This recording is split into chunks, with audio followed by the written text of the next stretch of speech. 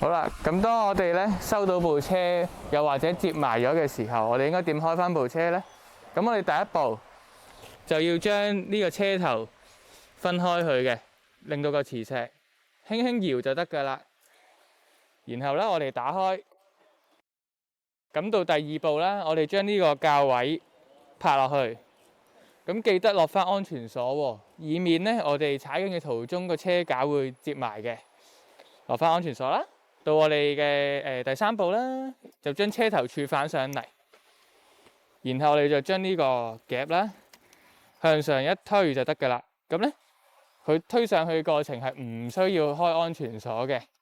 咁然後第四步啦，我哋可以校翻自己喜好嘅角度。通常我哋會向下嘅微微，咁就翻人體工學嘅手啦。然後我哋開呢個蓋，開咗就夾翻實佢。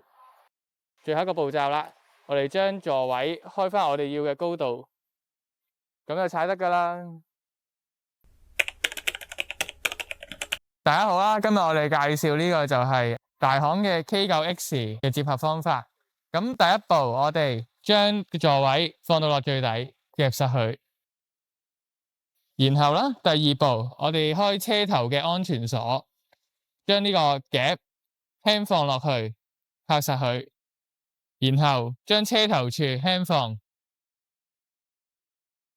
第三步啦，我哋將腳踏左腳前右腳後，成功嘅要過咗個馬甲線啦。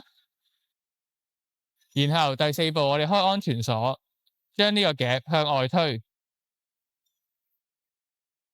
成功嘅話，磁石係會雙吸嘅，咁就完成接合。